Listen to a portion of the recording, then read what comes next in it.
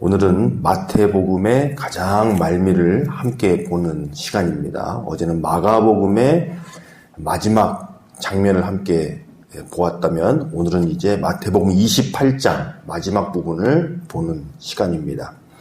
자, 28장을 펴놓으시고요. 마태복음의 특징이 있어요. 마태복음은 예수님께서 부활하신 이후에 어떤 일련의 사건들, 제자들에게 나타나시고 제자들을 회복시켜 주시고 하는 장면들, 그러니까 마가, 누가, 또한 요한복음에 나와 있는 그런 내용들이 대부분 생략되어 있습니다. 곧바로 예수님의 복음을 세상 가운데 전파하라. 내가 너희와 함께 할 것이다. 이 내용으로 곧장 넘어가는 것이 마태복음의 특징이에요. 그러니까 우리가 이제 앞서서 다른 복음서의 뒷부분들을 좀 살펴보았지 않습니까? 예수님께서 부활하셔서 그 무덤가에서 여인들을 만나주시고 또 엠마오 가는 길에 있는 제자들을 만나주셔서 다시금 돌아오게 하시고 또 11제자들을 한 번, 두 번, 세 번씩이나 완전한 사랑으로 찾아가 주셔서 그들을 다시금 부르시는 장면들, 이런 장면들이 마태복음에는 대부분 생략이 되어 있다는 거예요. 그리고 여기에서는 그들에게 온 세상에 나아가서 이 복음을 전하라. 그리고 제자들을 만들어서 가르쳐 지키게 하라. 이렇게 기록이 되어 있다는 것을 우리가 보게 됩니다. 그래서 이 마지막 부분을, 마태복음 버전의 마지막 부분을 함께 보고자 합니다. 자, 함께 따라가면서 한번 보실까요? 자, 예수님께서 다시 부활하셔서 여인들에게 이렇게 말씀하십니다. 7절 이하인데요. 빨리 가서 그의 제자들에게 이르되 그가 죽은 자 가운데서 살아나셨고 너희보다 먼저 갈릴리로 가시나니 거기서 너희가 배우리라 하라. 보라, 내가 너희에게 일렀으니라 하거늘 그 여자들이 무서움과 큰 기쁨으로 빨리 무덤을 떠나 제자들에게 알리려고 다름질할세. 이렇게 돼 있어요.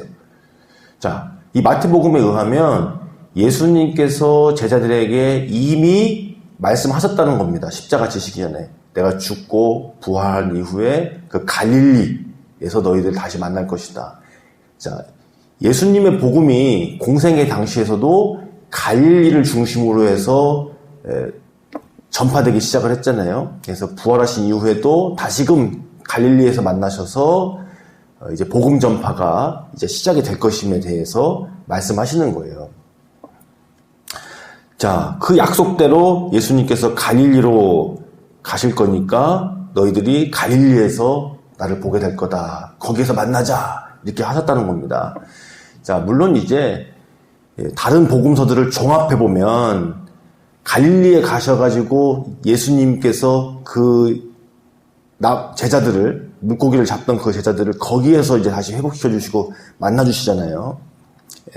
이제 거기까지의 자세한 내용들이 다른 복음서들에 있는데, 마태복음은 이게 생략이 되어 있다는 거예요.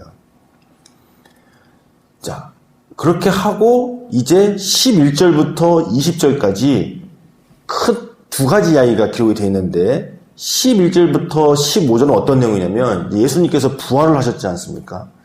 그런데 그것을 목격한 최초의 증인들이 누구냐면 다름 아닌 그 무덤을 지키던 군인들이었어요. 로마의 군인들.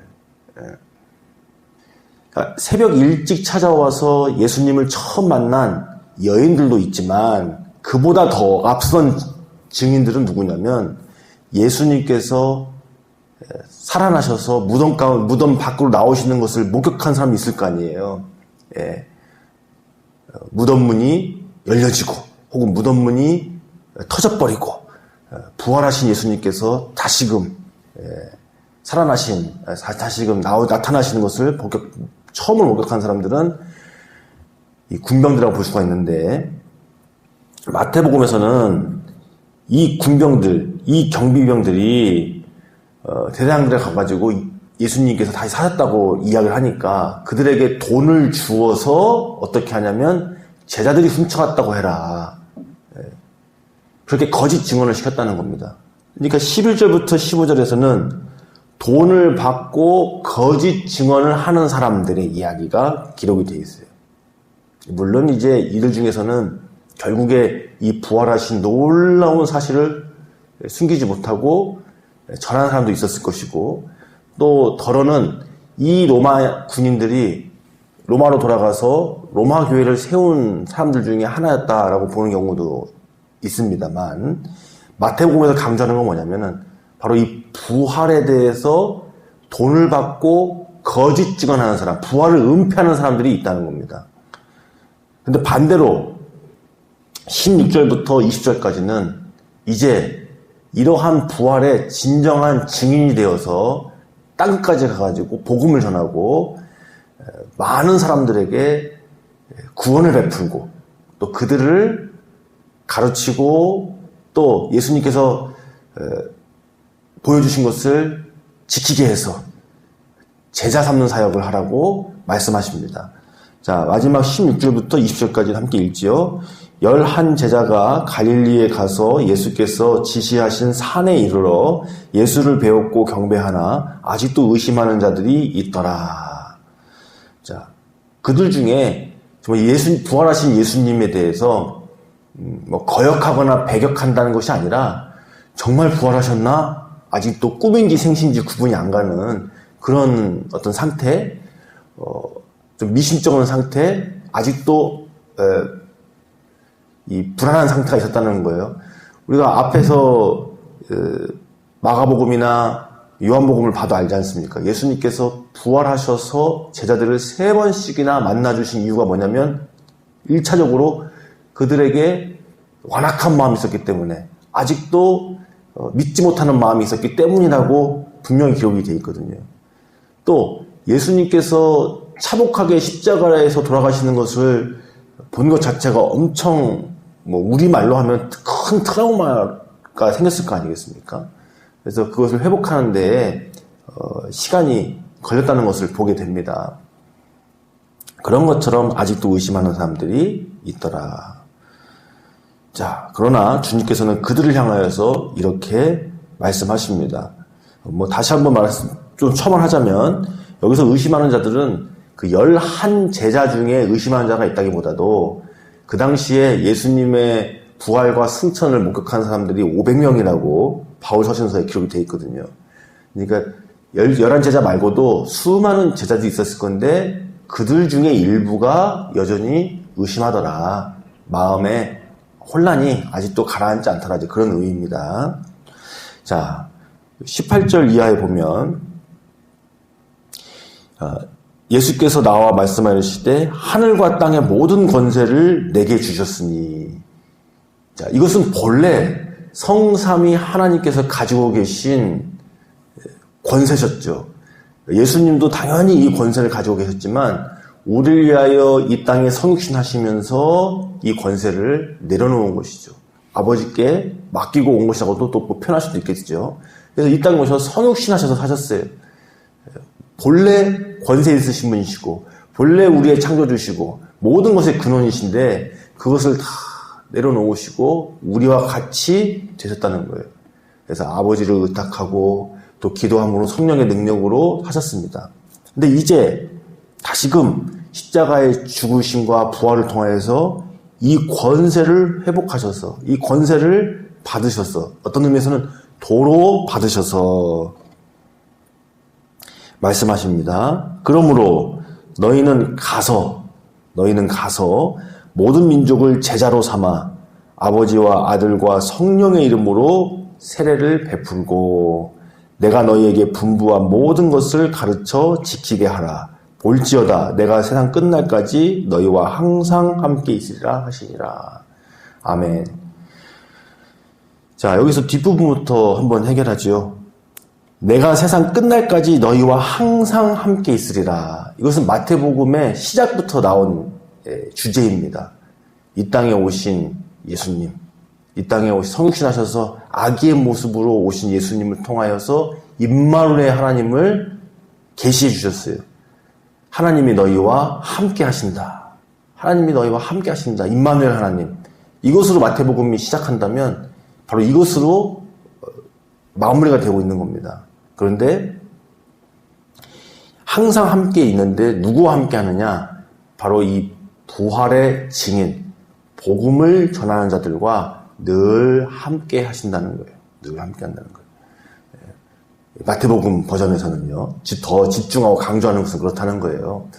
이제 요한복음으로 간다면, 요한복음에서는 이 주님과의 관계, 주님의 음성을 듣고 주님과의 순종하고 주님과의 사랑의 관계를 맺는 자들과 영생의 관계, 날마다 살아있는 관계, 포도나무에 가지가 붙어있는 관계, 이렇게 이걸 강조한다면 마태복음에서는 복음의 증인된 제자들에게, 제자 삼는 자들에게 늘 항상 임마누엘 하신다, 이렇게 강조를 하고 있는 겁니다. 그래서 마태복음의 시작과 끝이 임마누엘의 하나님, 복음을 전할 때 늘 함께 하시는, 끝날 때까지 함께 하시는 그 하나님으로 되어 있다라는 것을 알 수가 있습니다. 그러면서 마태복음은 이것을 강조하죠. 가서 이 복음을 들고 가서 모든 민족을 제자로 삼아. 모든 민족, 모든 족속. 그러니까 이 복음을 전하는 어떤 단위라는 게 있는데, 한 개인도 중요하겠지만, 한 영혼도 중요하겠지만, 이 복음이라는 것이 어떤 민족, 족속 단위로 해서 복음이 전파된다는 거예요. 그래서 모든 족속들, 모든 민족들에게 가라 그랬어요. 그래서 우리 선교사님들이 바로 이 말씀을 의지하여서 가는 것 아닙니까? 우리 선교사님들은 어떤 나라를 가는 것이기도 하지만 더 세부적으로는 족속을 향해 가는 거거든요. 우리는 이제 단일 민족이라서 이런 개념이 좀 떨어지는데, 뭐 중국만 해도 그렇고 아프리카 대륙만 해도 그렇고 한 나라 안에 수많은 족속이 함께 살고 있는 데가 훨씬 많거든요. 우리나라같이 단일 민족이 오히려 드뭅니다. 나라 안에 수많은 족속들이 사는 거예요.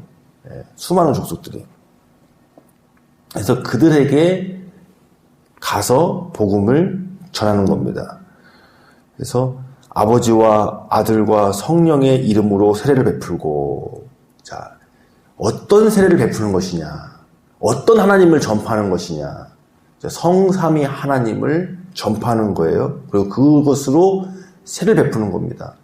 십자가의 죽으심과 부활의 세례, 죄 씻음과 거듭남의 세례, 이것을 전하는 거예요. 내용이 워낙 이제 풍성하고 방대하기 때문에 이 시간에 다룰 수는 없고, 그런 세례를 베풀어서 무엇을 하라? 제자를 삼으라. 제자 삼는 것을 하라. 너희에게 분부한 모든 것을 가르쳐 지키게 하라는 겁니다. 예수님께서 이 땅에 오셔서 보여주신 것, 하나님 나라를 가르쳐 주신 것, 그리고 십자가의 죽음과 부활의 복음, 이 모든 것을 가르쳐서 또 배우게 해서 또 지키게 해서 무엇이 되게 하라? 제자가 되게 하라. 제자가 되게 하라. 스승과 똑같은 혹은 더 나은 그런 삶을 살아가는 제자가 되게 하라. 자, 제자가 된다는 것은 이것을 분명히 전제합니다. 먼저는 우리가 하나님의 사랑받는 자녀가 되었다라는 것. 우리의 신분은 하나님의 자녀인 것이죠. 근데 거기에서 더 성숙해지면 뭐가 될까요? 제자가 되고, 또 서신서로 넘어가면 군사가 되고, 그렇죠? 자녀가 되고, 또 하나님 나라의 백성이 되고, 제자가 되고, 군사가 되고, 또 한편으로는 거룩한 신부가 되고, 이렇게 우리의 변화된 존재에 걸맞는 삶을 살아가라고 하는데, 마태복음에서는 제자가 되라. 예수님이 보여주신 대로 살아가는 제자가 되라. 그래서 우리가 지지난주 부활절에 부활의 결론은 예수님을 따르는 삶이다. 그것은 다름 아닌 예수님이 이미 보여주신 성육신의 삶, 십자가의 삶, 복음을 전파하는 삶이라는 것을 함께 나누었습니다. 역시 마태복음도 예수님께서 이 땅에 선교사로 오신 것이잖아요. 하늘 보좌를 버리시고 우리를 위하여 성신하셔서 선교사로 오셔서 우리를 구원하신 거 아니겠습니까? 그렇죠. 똑같이 우리도 보냄을 받아 가서 바로 이러한 복음을 전파하고 그들을 하나님의 자녀로, 또 하나님의 예수님의 제자로 삼아서 그런 삼는 복음을 전파하라고 말씀하고 계십니다. 바로 마태복음의 말미는 이렇게 기록이 되어 있습니다. 그래서 이 부분을 뭐라고 그러냐면 지상대위임 명령이라고 그러죠. 여기서 말하는 지상은 뭐냐면 가장 높은 명령이라는 거예요. 네. 이 땅에 주어진 사명 이렇게 간혹 해석하는 경우가 있는데 그런 뜻이 아니고 한자어로 가장 높은 가장 최고의 명령 그게 뭐냐면 바로 복음을 전파하는 것.